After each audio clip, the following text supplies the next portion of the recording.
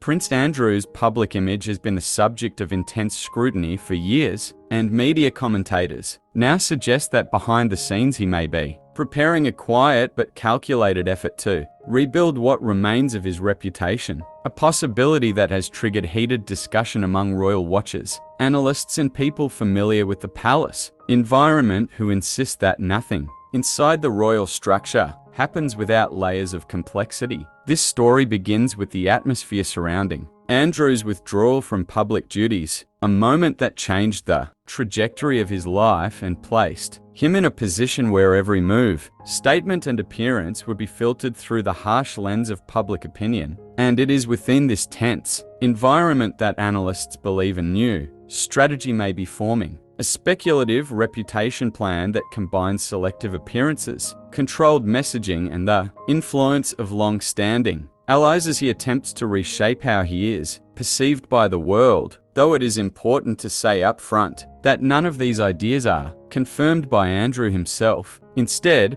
they emerge from commentators who study royal behavior, media strategy, and palace dynamics. And those analysts argue that Andrew's first step may involve re-establishing a sense of stability in his personal circle, with Sarah Ferguson often viewed as a central figure in that stability because she has remained publicly supportive in ways that surprise even long-time observers of royal relationships. Her presence in Andrew's life has often softened public perception, which is why commentators believe any long-term strategy would include her tone, her public messaging, and her influence. But at the same time, several reports point out that Ferguson also has her own reputation to maintain and her own projects to protect, which complicates the idea that she would automatically approve any plan Andrew might consider, creating an internal conflict that analysts say could be one of the biggest obstacles he faces, because rebuilding an image requires unified communication. And right now, sources claim the tone between Andrew's side and Ferguson's public brand is not perfectly aligned,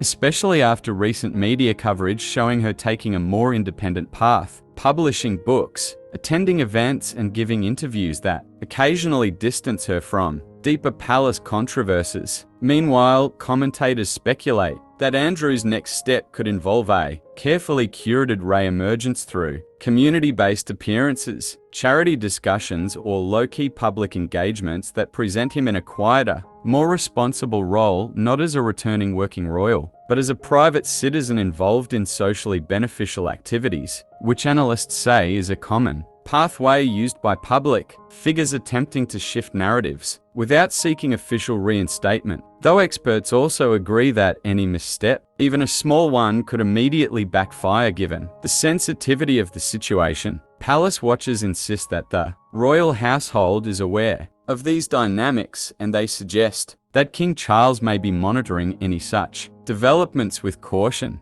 because Charles has a clear vision for a streamlined monarchy that avoids further reputational risks, meaning any hint of Andrew increasing his visibility could create tension unless strictly managed, particularly at a time when Charles's own workload and responsibilities have intensified, leading to a more protective approach regarding the family's public image. And commentators add that Prince William's influence plays a role here as well, since he represents the future of the monarchy and must maintain a firm stance to ensure long-term stability, prompting analysts to suggest that William would oppose any significant public return by Andrew, but might tolerate small, low-impact steps as long as they remain private, controlled, and far from the royal brand. In the midst of this, media outlets speculate that Andrew may be considering a quiet documentary project or a long-form interview with a sympathetic journalist, not to revisit old controversies but to portray himself as a reflective figure who has faced personal struggles and is attempting to rebuild life from the shadows. Though critics warn that such a move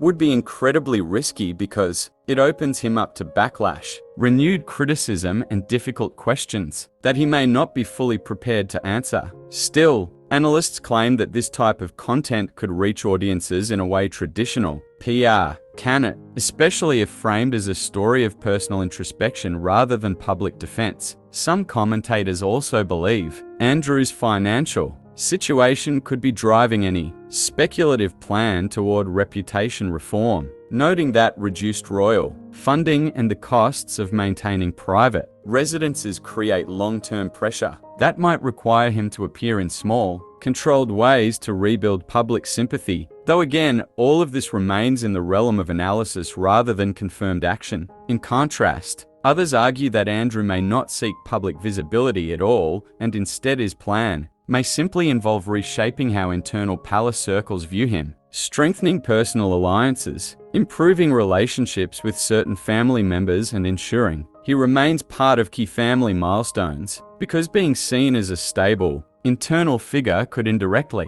improve his position without ever requiring a public platform. Sarah Ferguson's role in all this becomes even more complex, as analysts point to recent interviews where she speaks positively about resilience, forgiveness, and family unity, which observers interpret as indirect commentary on Andrew's situation, though some experts argue that her messages may actually be attempts to build her own independent narrative rather than signals of support for any speculative plan. The public reaction to these discussions remains deeply divided, with some people expressing fatigue over royal controversies and others following every update with intense interest, especially those who view Andrew as a symbol of the monarchy's internal struggles and the challenges it faces in maintaining modern relevance. Commentators say this division is exactly why any reputation-based strategy must be cautious, because public opinion can shift unpredictably. At the same time, media regions outside the UK, especially in the United States, continue to analyze the broader implications for the monarchy, with several outlets suggesting